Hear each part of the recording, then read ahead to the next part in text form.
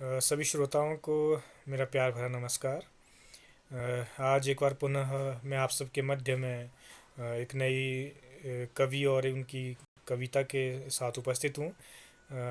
आज की इस वीडियो में हम बात करेंगे हिंदी साहित्य में जो राष्ट्रीय सांस्कृतिक काव्य धारा है उसके जो प्रमुख कवि है बालकृष्ण शर्मा नवीन, जो कि बीए सेकेंड ईयर अनिवार्य हिंदी रचना पुंज के जो पाठ्यक्रम में उनकी एक कविता है विप्लव गायन, वो संकलित है। इसके बारे में हम आज जानेंगे। तो सबसे पहले हम बात करेंगे बालकृष्ण शर्मा नवीन के बारे में।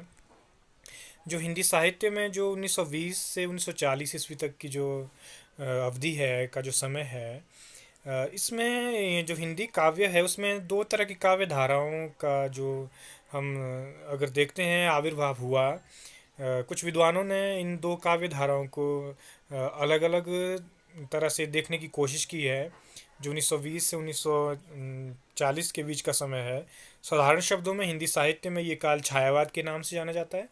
लेकिन इसके साथ साथ कुछ कवि ऐसे भी थे जो राष्ट्रीय राष्ट्रवादी या राष्ट्रीयता की भावना से ओतप्रोत कविताओं की रचना कर रहे थे। तो कुछ विद्वानों ने इस काव्य धारा को अलग नाम दिया जिसे कहा गया राष्ट्रीय सांस्कृतिक काव्य धारा। इसमें कई कवि आए जिन्होंने राष्ट्र प्रेम से ओतप्रोत काव्य रचनाएं हिंदी साहित्य को दी। इसमें प्रमुख है रामधारी सिंह दिनकर हैं, माखनलाल चतुर्वेदी हैं, आपके सियाराम शरण गुप्त हैं, सुभद्रा कुमारी चौहान है। उसके साथ साथ एक जो नाम है वो है बालकृष्ण शर्मा नवीन, ये भी उसी श्रृंखला के कवि हैं, राष्ट्रीय सांस्कृतिक काव्य धारा के। लेकिन जो हिंदी साहित्य के एक सुप्रसिद्ध आलोचक है डॉक्टर नामवर सिंह, उनका मानना है कि जो राष्ट्रीय काव्य धारा की जो कविता है 1920 से 1940 के बीच में, इसे अलग काव्य धारा के रूप में हम नहीं देख सकते हैं। इसकी चर्चा उन्होंने छायावाद के अंतर्गत ही कर ली है। लेकिन हालांकि जो इनकी कविता है वो छायावादी जो विशेषताओं से बिल्कुल अलग है, लेकिन इसको अलग एक राष्ट्रीय काव्य की धारा भी हम नहीं मान सकते हैं। क्यों?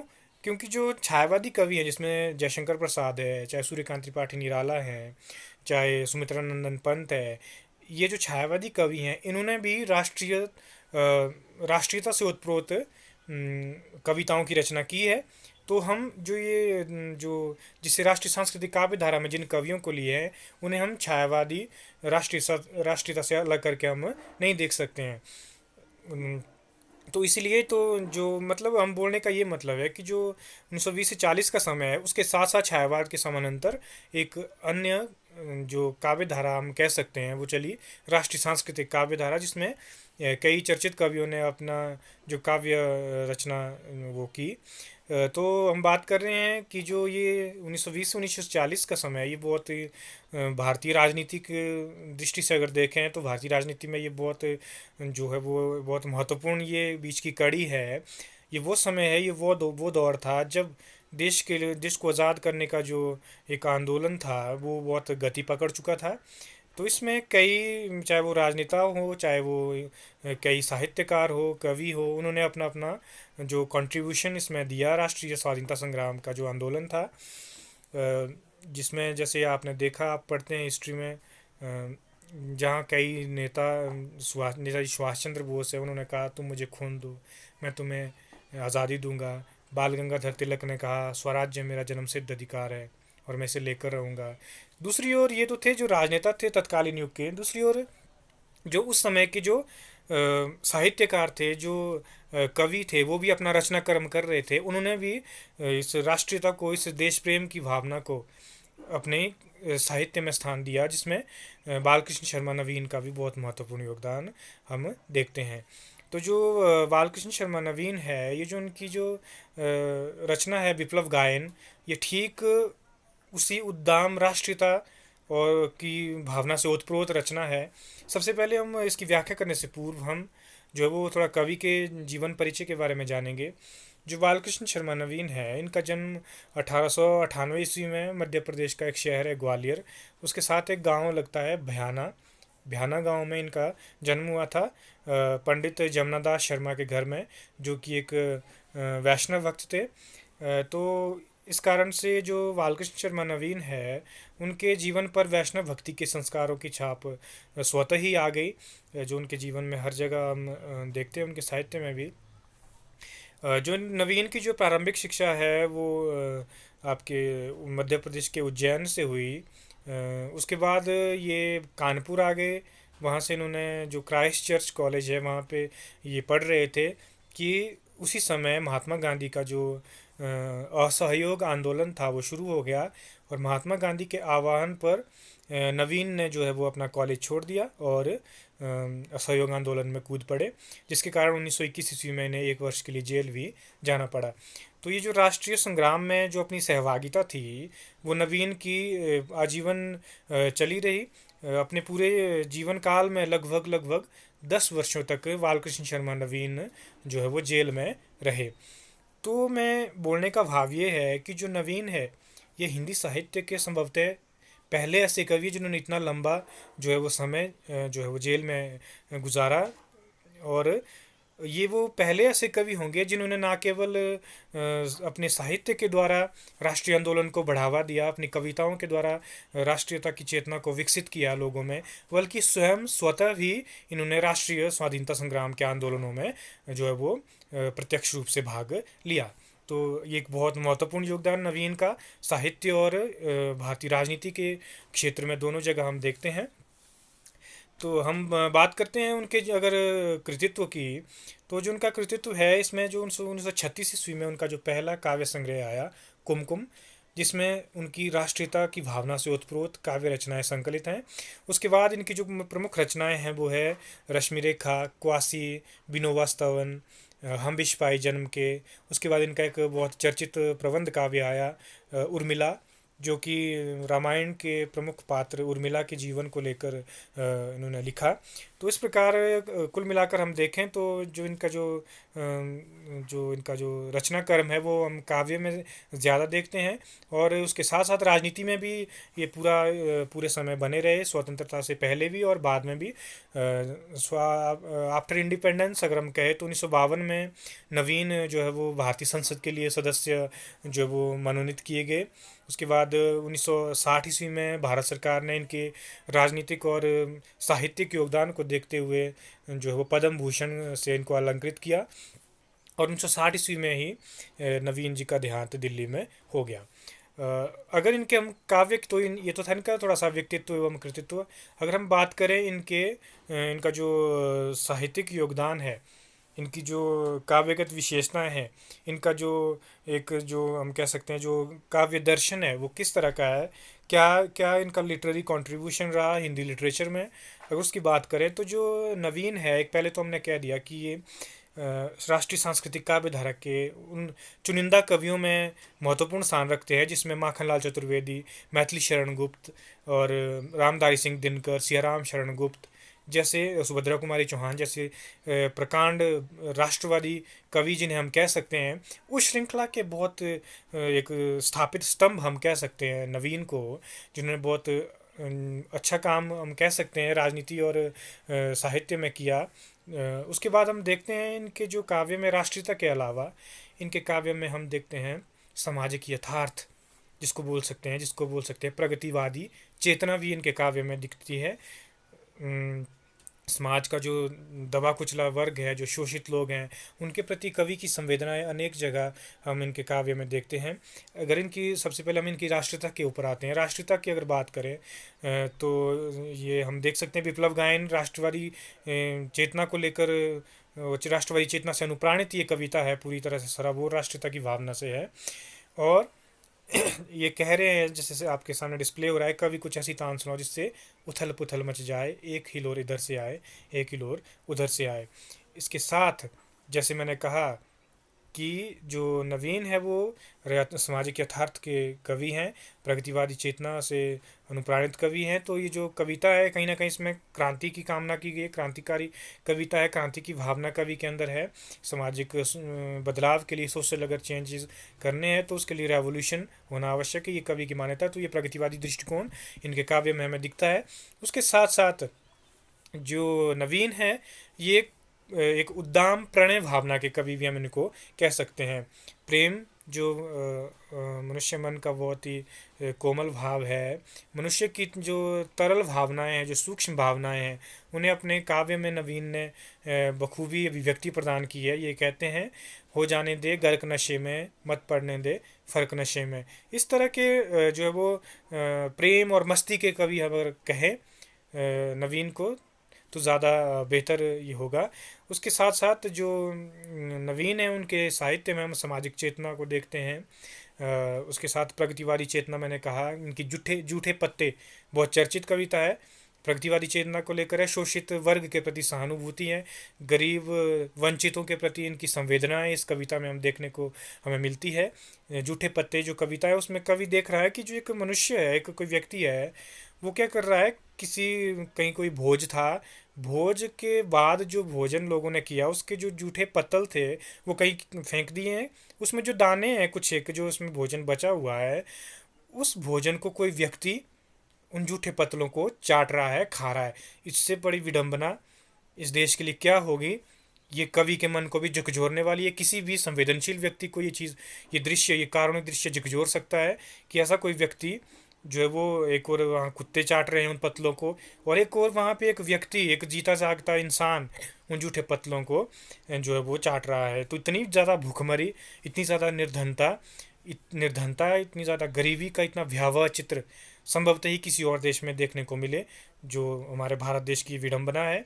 इतना जो है वो यहाँ पे सोशल, जिसको कह सकते हैं हम, सामाजिक असमानता, अमीर गरीब के बीच की खाई, और गरीब इतना ज़्यादा गरीब है, उसके बाद दाने दाने को मोहताज, और अमीर इतना ज़्यादा अमीर है कि उसकी संपत्ति का कोई हिसाब नहीं है। तो इतना ये आर्थिक असमानता भारत जैसे देश में ही देखने को मिलेगी। तो ये प्रगतिवादी विचारधारा भी नवीन के काव्य में कहीं ना कहीं देखने को मिलती है। तो कुल मिलाकर हम कहें कि नवीन राष्ट्रीय चेतना, आपका प्रगतिवादी दृष्टिकोण और उद्दाम प्रणय भावना के कवि इन्हें हम, प्रेम और मस्ती के कवि हम इन्हें कह सकते हैं। तो ये तो था इनका थोड़ा सा जीवन परिचय और इनका व्यक्तित्व, कृतित्व और इनके तो काव्य की थोड़ी विशेषताएं। अब हम इनका जो आपके पाठ्यक्रम में संकलित है विप्लव गायन, उसकी बात करते हैं। विप्लव का अर्थ होता है क्रांति, गायन का अर्थ होता है गाना। इस कविता में कवि क्रांति का गीत गा रहा है, क्रांति की कामना कर रहा है। कवि को लगता है कि समाज में अगर बदलाव लाना है तो वो खोखले भाषणबाजी से नहीं आएगा, खोखले उपदेशों से नहीं आएगा। उसके लिए क्रांति होना आवश्यक है। जितना भी ये जो शोषित और वंचित लोग हैं, मजदूर और किसान लोग हैं, उन्हें एकजुट होकर बदलाव के लिए आवाज़ उठानी होगी, तभी समाज में बदलाव होगा। लेकिन ये जो कविता, ये थोड़ा उस श्रेणी से हटकर है। इसमें कवि सामाजिक व्यवस्था से इतना ज़्यादा खिन्न हो गया है कि उसे लगता है कि मैं जितना मर्जी बोलूँ, जितना मर्जी हम इसमें बात करें बदलाव की, इस दुनिया में बदलाव की अब कोई गुंजाइश नहीं है। दुनिया इतनी विकृत हो चुकी है कि अब मनुष्य के रहने के लायक नहीं है। इस दुनिया का अब जो है वो विनाश होना चाहिए और एक नई दुनिया का जन्म होना चाहिए, जिसमें नए सिरे से हर चीज़ नई होगी। पुरानी जो जितनी भी अंधविश्वास हैं, मूढ़ताएं हैं, मूर्खताएं हैं, कुविचार है, जितना भी जो है वो अमानवीयता हम कह सकते हैं समाज में आ गई है, जितना भ्रष्टाचार है, सारी समस्याएं हैं, ये सारा अब कोई इन चीज़ों को नहीं रोक सकता है। इसका एक ही उपाय है कि एक क्या हो, ऐसा एक कवि ऐसा विद्रोह करे, ऐसा एक पुनर्सृजन हो इस दुनिया का, इस दुनिया पूरी तरह से खंडित हो जाए, ऐसी कवि कामना कर रहा है इस कविता में। बोलने का मतलब है कि अगर जब जब विनाश होता है, उसके बाद ही निर्माण होता है। क्रांति के बाद ही शांति होती है, विध्वंस के बाद ही विमर्श होते हैं। ये दुनिया का सर्वमान्य सत्य है, इससे सभी कोई झुठला नहीं सकता है।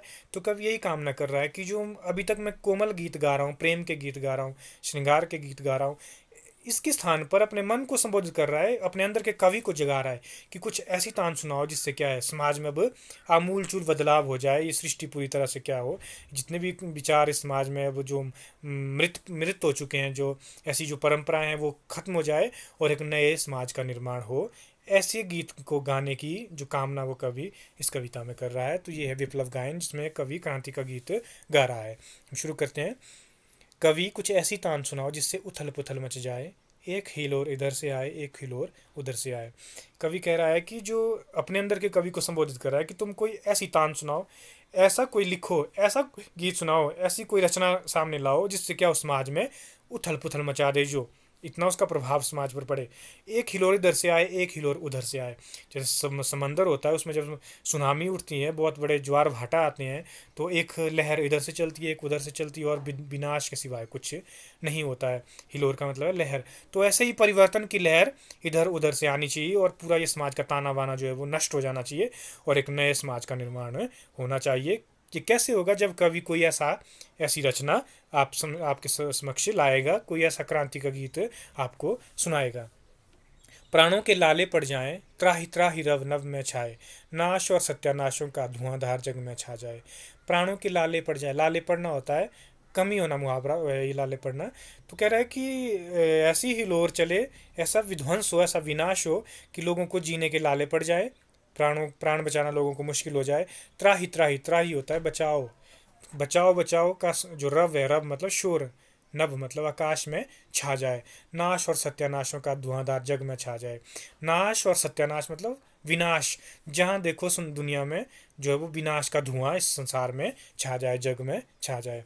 बरसे आग जलद जल जाए, बरसे आग, आसमान से क्या हो, बारिश की जगह आग बरसे, जलद जल जाए। जलद होता है बादल, जल जल जमा दो, जल को देने वाला।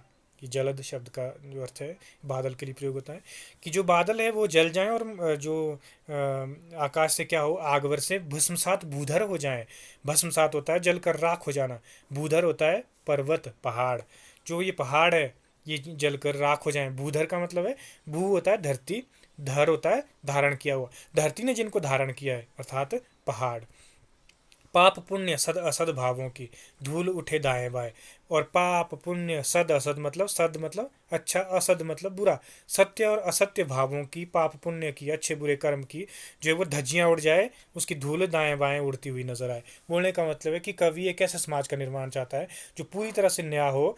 ये जो उसके लिए ये है कि उसके लिए विनाश होना पहले ज़रूरी है। जितना भी जो विनाश कैसे होगा, वो कैसे होगा, वो कवि के इस क्रांतिकारी गीत से होगा। आगे, नभ का वक्ष स्थल फट जाए, तारे टूक टूक हो जाए। नभ होता है आकाश, वक्ष स्थल होता है छाती। आकाश की क्या है, वो छाती फट जाए, इतना परिवर्तन, इतना विनाश हो जाए। तारे टूक टूक, टूक टूक मतलब टुकड़े टुकड़े, और जो आकाश के तारे टुकड़े टुकड़े होकर गिर जाएं। कभी कुछ ऐसी तान सुनाओ जिससे उथल पुथल समाज में मच जाए। कोई ऐसा गीत कवि गाने को अपने अंदर के कवि को कह रहा है। माता की छाती का अमृतमय पय कालकूट हो जाए, आंख का पानी सूखे वे शोणित की घूंटे हो जाए। माता की छाती का अमृत होता है, अमृत में मतलब अमृत के समान। पय होता है पानी, वैसे ये के लिए दूध के लिए प्रयोग हुआ है, कि माँ की जो छाती का दूध है वो क्या बन जाए, कालकूट। कालकूट होता है जहर, जो समुद्र मंथन से निकला था कालकूट विष, इसको भगवान शंकर ने अपने गले में जो है वो उतारा था हलक में। तो जो माँ की छाती का दूध है वो क्या हो जाए आज, वो कालकूट जहर बन जाए। आंखों का पानी सूखे, जो लोगों की आंखों का पानी वो सूख जाए। बोलने का मतलब है जो दया और करुणा है वो व्यक्ति की समाप्त हो जाए, और जो आंख के आंसू है जो दया करुणा के प्रतीक हैं वे क्या हो जाए, शोणित की घूंटे। शोणित होता है खून, लहू, वे आंखों के आंसू खून की घूंटे हो जाए, खून की बूंदे बन जाए। एक और कायरता कांपे, गतानुगति विगलित हो जाए, अंधे मूड विचारों की वो अचल शिला विचलित हो जाए। वही चीज़ें मैंने पहले बोली कि एक और कायरता कांपे, गत अनुगति, गत होता है जो बीत चुका है, अनुगति होता है जो आने वाला है, यानी कि अतीत और भविष्य, भूत और भविष्य की जो गति है वो क्या हो जाए, विगलित। विगलित मतलब कोई सिस्टम में दुनिया ना रहे, सृष्टि जो है वो भूत भविष्य सब कुछ नष्ट हो जाए। अंधे मूड विचारों की, अंधे मतलब अंधविश्वास जो समाज के हैं, मूड विचार मतलब जो मूर्ख विचार हैं, जो बेसलेस बातें हैं, जो तर्कहीन बातें हैं, जो विचार हैं, उनकी जो शिला है, अचल शिला, अचल होता है जो चलती नहीं है, शिला मतलब पत्थर, वो जो दृढ़ शिला है, दृढ़ जो पत्थर है इन बुरे विचारों का, इन अंधविश्वासों की जो शिला है, जो चट्टान है, वो क्या है आज इस क्रांति में, इस विनाश में विचलित हो जाए। और दूसरी ओर कांप देने वाला गर्जन उठ जाए। दूसरी ओर क्या हो, कांप देने वाली, किसी को भी कंपा देने वाली गर्जना उठे। अंतरिक्ष में एक उसी नाशक तर्जन की ध्वनि मिल रहा है। अंतरिक्ष होता है आकाश, और आकाश में क्या है, उसी गर्जना, उसी विनाशक ध्वनि की जो है वो गर्जनापूर्ण जो ध्वनि वो अंतरिक्ष में हर जगह गूंजे, हर जगह मिल रहा है। कभी कुछ ऐसी तान सुनाओ जिससे उथल पुथल मच जाए। नियम और उपनियमों के ये बंधन टूक टूक हो जाए, विशंबर की पोषक बीणा के सब तार मूक हो जाएं। शांति शांति दंड टूटे उस महारुद्र का सिंहासन ठहराए, उसकी श्वासोच्छ्वास दाहिका विश्व के प्रांगण में गहराए। अब क्या हो रहा है कभी कि जो नियम और उपनियमों के ये बंधन है, संसार को चलाने के लिए जितनी भी जो नियम है, उपनियम है, जो सिद्धांत है, जो नियमावलियाँ हैं, ये सब ही क्या है, टुकड़े टुकड़े होकर बिखर जाए, गिर जाएं। विशंबर की पोषक बीणा, विशंबर विष्णु को कहते हैं कि विष्णु जो सृष्टि का पालन पोषण करने वाला माना जाता है, विष्णु त्रिदेव की काम परिकल्पना भारतीय संस्कृति में है, ब्रह्मा विष्णु महेश की। ब्रह्मा जो है वो क्रिएटर है, सृजन करने वाला है। विष्णु जो है वो जनरेटर है, पालन पोषण करने वाला है। और जो शिव है वो कैसा है, डिस्ट्रॉयर है, विनाश करने वाला है। ये ट्रिनिटी त्रिदेव की परिकल्पना है। तो जो विष्णु है वो पालन पोषण करता है सृष्टि का, लोगों का। तो जो वो विशंबर की जो पोषक बीणा है, जो वो पालन पोषण सृष्टि का कर रहा है, उस बीणा के सारे तार कैसे हो जाएं, मूक। मूक मतलब मौन। वो बीणा जो है वो बजना बंद हो जाए, मतलब वो किसी का भी पालन पोषण करना छोड़ दे। वो कौन, विष्णु। शांति दंड टूटे उस महारुद्र का सिंहासन ठहराए। शांति दंड मतलब जो भी शांति व्यवस्था समाज की है वो टूट जाए, खंडित हो जाए, और उस महारुद्र मतलब शिव का सिंहासन ठहराए। जो वो शिव है वो विनाश का प्रतीक है, जैसे मैंने भी कहा। तो वो क्या है, विनाश के लिए वो शिव जो है वो उसका जो सिंहासन है वो थर रहा है। और उसकी श्वासोच्छ्वास दाहिका, दाहिका होता है जलाने वाली, श्वासोच्छ्वास मतलब गर्म हवाएं, गर्म जो जला देने वाली जो फुंकार है उस शिव की, उस वो क्या है, पूरी दुनिया के प्रांगण में वो गहरा है, पूरी दुनिया में वो फैल जाए। और सारा उस जो जो विध्वंसक है वो शिव है, जो विनाश का प्रतीक है, उसकी जो वो जला देने वाली उन श्वासों से, उन सांसों से पूरी दुनिया जलकर नष्ट हो जाए। नाश नाश महानाश की प्रलयंकारी आँख खुल जाए। कभी कुछ ऐसी तान सुनाओ जिससे उथल पुथल मच जाए। कभी कह रहा है कि हर जगह जहाँ भी देखो विनाश हो, नाश हो, महानाश हो, और वो प्रलय की जो आँख है वो खुल जाए, प्रलय, ऐसी प्रलय इस दुनिया में आ जाए। सावधान, मेरी वीणा में चिंगारियाँ आन बैठी हैं, टूटी हैं मिजरावे, उंगलियां दोनों मेरी ऐंठी हैं। अब कवि कह रहा है कि सावधान हो जाओ, जो मेरी वीणा है, जो इसको मैं बजा रहा हूँ, वीणा मतलब जो अपने अंदर का जो उसके जो हलचल चली है भावों की, वहाँ क्या है, आज चिंगारियां आन बैठी है उस वीणा में। वीणा एक इंस्ट्रूमेंट होता है जिसको बजाते हैं हाथ से। तो कह रहा है कि आज जो मेरी वीणा है, जो मेरा दिल है, यहाँ से कोमल भाव नहीं निकलेंगे आज, प्रेम और शांति की बात नहीं होगी आज। यहाँ से क्या निकलेगी, चिंगारियाँ, मतलब क्रांति की बात करूँगा मैं। टूटी है मिजराब, है मिजराब होता है एक जो उंगली में पहना जाता है बीणा को बजाने के लिए, एक तार, उससे उसको बजाते हैं। तो कहते हैं कि वो टूट चुकी है, और जो मेरी उंगलियां हैं वो ऐंठ गई है। ऐंठ मतलब अकड़ जाना, मतलब क्या बोलने का, मेरे जो मैं ये आज क्रांति की वीणा बजा रहा हूँ, इससे क्या है, आज इससे आज मधुर स्वर नहीं फूटेंगे इस वीणा से, इससे आज चिंगारियां निकलेंगी जो पूरी दुनिया को, इस पूरी सृष्टि को जलाकर नष्ट कर देगी। आगे, कंठ रुका है महानाश का, मारक गीत रुद्ध होता है, आग लगेगी क्षण में, हृदय रितल में अब क्षुब्ध युद्ध होता है। अब क्या कह रहा है कि कंठ रुका है, जो मेरा जो गला है, कवि कह रहा है वो बहुत ज़्यादा उत्साह के कारण, बहुत ज़्यादा रोमांच के कारण अवरुद्ध हो गया है। और जो मारक गीत है महानाश का, जो मैं विनाश का गीत आज गा रहा हूँ, ये थोड़ा अवरुद्ध हो रहा है, गले में अटक रहा है। आग लगेगी क्षण में, थोड़ी देर में क्या है, अब आग लगने वाली है पूरी सृष्टि में। हृतल में अब क्षुब्ध युद्ध होता है, हृतल मतलब हृदय का तल, जो मेरे अंतकरण है, जो मेरा मन है, उसमें क्या है, भावनाओं का, विचारों का संघर्ष चला हुआ है, क्रांति की कामना में कर रहा हूँ। झाड़ और छिंखाड़ दग्ध है इस ज्वलंत गायन के स्वर से। ये जो मैं क्रांति का गीत आज गा रहा हूँ, कवि कह रहा है, जितने भी झाड़ झंखाड़ मतलब जितनी भी जो कुरीतियाँ हैं समाज की, जो बुराइयाँ हैं, वो सब इसमें जल जाएगी। दग्ध मतलब जल जाना। इस क्रांति के गीत में, इसके इसकी आँच में वो सब जो है वो बुराइयाँ, कुरीतियाँ नष्ट हो जाएंगी। रुद्ध गीत की क्रुद्धता ने निकली मेरे अंतरतर से। अंतरतर होता है अंतर्मन, कहता मेरे अंतर्मन से आज ये अवरुद्ध गीत की क्रोध भरी तान आज निकली हुई है। कण कण में है व्याप्त वही स्वर, रोम रोम गाता है वो ध्वनि, वही तान गाती रहती है कालकूट फणी की चिंतामणि। कह रहा है कि कण कण में है व्याप्त वही स्वर, रोम रोम गाता है वो ध्वनि, वो विनाश की ध्वनि मेरा रोम रोम से निकल रही है कि इस सृष्टि का वो विनाश होना अवश्यंभावी है। जो है वो ये समाज अब मनुष्य के रहने के लायक नहीं है, इतना ज़्यादा विकृत जो है वो समाज और दुनिया हो गई है। और आज क्या है, इसका विनाश होना अब तय है। और आज हर कण कण में यही स्वर आज व्याप्त है, और मेरा शरीर का रोम रोम यही गीत आज गा रहा है। वही तान गाती रहती है कालकूट फणी की चिंतामणि। फणी होता है सांप, कालकूट होता है जहरीला। तो जहरीला जो सांप है, उसके जहर को जो हरने वाली एक मणि होती है, उसको चिंतामणि कहते हैं, जो सांप के जहर को कम करती है। चिंतामणि मतलब सब चिंताओं को हरने वाली मणि। तो वो जो चिंतामणि है, वो जो कालकूट, जो सांप के जो जहर को, फणी होता है सांप के जो जहर को जो कम करने वाली वो मणि, चिंतामणि है, वो भी आज उसका असर भी खत्म हो रहा है। वो भी नहीं चाहती है कि जो है वो कुछ अब सही हो, वो भी चाहती है कि अब क्रांति हो जाए, प्रलय अब हो जाए। जीवन ज्योति लुप्त है। जो जीवन ज्योति है, जिंदगी को जीने का एक जो प्रकाश है, वो लुप्त हो चुका है आज।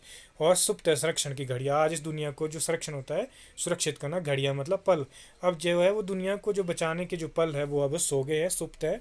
अब क्या है, जीवन की जो ज्योति है वो भी लुप्त हो चुकी है। अब इस दुनिया का विनाश होने से कोई नहीं रोक सकता है। आगे है, लटक रही है प्रतिपल में इस नाशक संरक्षण की लड़ियाँ। अब क्या है, पल प्रतिपल हम क्या है, ये विनाशकारी जो प्रलयकारी जो गर्जना हो रही है सृष्टि में, जो मेरे क्रांति का गीत भी इसमें योगदान दे रहा है, ये पूरा क्या है, सृष्टि का विनाश करेगा। उसका संभक्षण होता है, खा जाना, पूरा उसको खा लेगा पूरी तरह से। चकनाचूर करो जग को, गूंजे ब्रह्मांड नाश के स्वर से। ये जो पूरा ब्रह्मांड है, पूरी जो दुनिया है, विनाश के स्वर से गूंज रहा है। और ये बोल रहा है कि इस पूरे जग को क्या है, पूरे संसार को क्या है, चकनाचूर कर दो। रुद्र गीत की क्रुद्ध तान है निकली मेरे अंतरतल से। ये मेरे अंतर्मन से क्या है, क्रोध भरी एक तान निकली है, जो ये गीत है जो मैं गा रहा हूँ। दिल को मसल मसल में मेहंदी रचता आया हूँ, यो देखो एक एक अंगुल परिचालन में नाशक तांडव को देखो। अब क्या हो रहा है कवि, कि जो दिल को मसल मसल में मेहंदी रचता आया हूँ देखो, ये जो आज मैं दिल को मसल के, क्या है, दिल में जितने भी मेरे कोमल भाव थे उनको मार के, उन कोमल भावों को कुचल के, उन विचारों को कुचल के आज मैं ये मेहंदी रच रहा हूँ, ये क्रांति का गीत गा रहा हूँ। उन कोमल भावों के रक्त से मैं ये क्या है, क्रांति का गीत आज लिख रहा हूँ। एक एक अंगुल परिचालन, अंगुल मतलब जो उंगली है, जो मैं गीत ये वीणा बजा रहा हूँ आज क्रांति की, विनाश की, इसके परिचालन होता है संचालन। इसके संचालन में आज देखो मैं कैसा नाश विनाशकारी तांडव मैं आज रच रहा हूँ। विश्व मूर्ति हट जाओ, मेरा भीम प्रहार सहे ना सहेगा, टुकड़े टुकड़े हो जाओगी, नाश मात्र अवशेष रहेगा। अब क्या है, कवि चुनौती दे रहा है, सावधान कर रहा है इस दुनिया को, इस पृथ्वी को, इस संसार को, कि हे विश्व मूर्ति, हे सृष्टि, हे संसार, हट जाओ, कि मेरे सामने से हट जाओ। मेरा भीम प्रहार सहे ना सहेगा, तुम मेरा ये भीम प्रहार आज नहीं सह सकते। कौन सा प्रहार है ये कवि जो क्रांति की कामना कर रहा है, लोगों को जगा रहा है कि समाज को अगर बदलना है तो क्रांति आपको करनी ही पड़ेगी। और क्रांति भी कैसी, ये ऐसी क्रांति होनी चाहिए कि पूरी तरह से ये जो सृष्टि का नए सिरे से विकास हो।